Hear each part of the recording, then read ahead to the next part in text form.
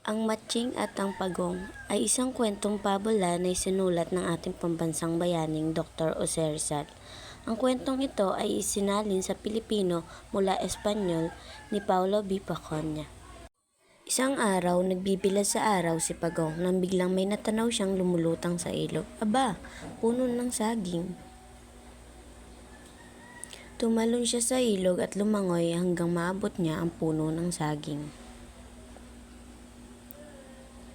Sinubukan niyang itong hilahin patungo sa pampang, ngunit kahit anong gawin niya ay hindi niya ito mahila palabas ng tubig.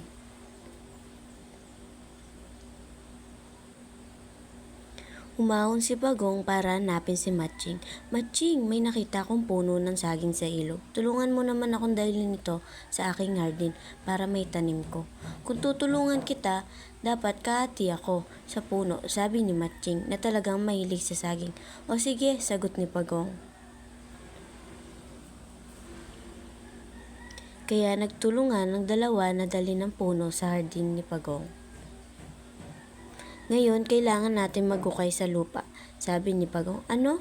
Hindi ba nagkasundo na tayo na hatiin ng puno?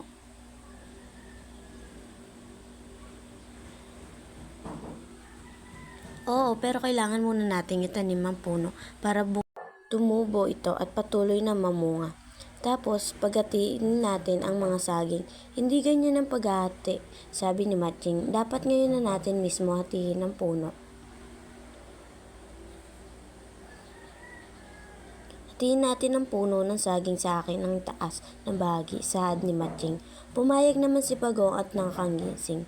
Umalis si Matching, dala-dala ang puno na may bunga.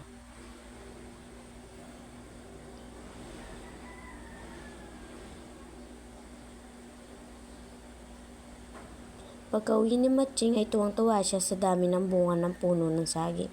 Naisahan ko si Pagong, masayang sinambit ni Matching.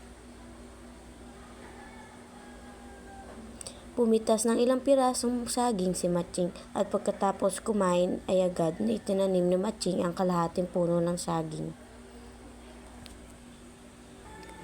Ganon din ang ginawa ni Pagong, bagamat malungkot at walang bunga ang kalahating puno ng saging na nakuha niya, ay itinanim niya pa rin ito.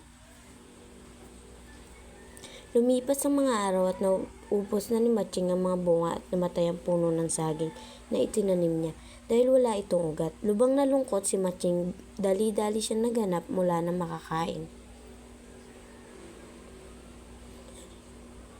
Samantala, ang ibabang bahagi ng puno ay tinanim ni Pagong at lumipas ang ilang araw ay agad din itong namunga. Tuwang-tuwa si Pagong. Nalaman ito ni Matching na dismayado at gutom na umalis. Totoo nga ang kasabihan na tuso man ng Matching ay napaglalamangan din.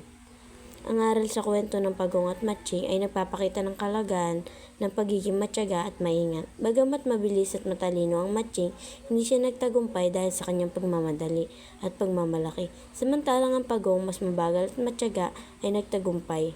Dahil sa kanyang sipag at hindi pag-give up, ipinapakita ng kwento na ang pasensya at tamang diskarte ay mas mahalaga kaysa sa bilis o katalinuhan lamang.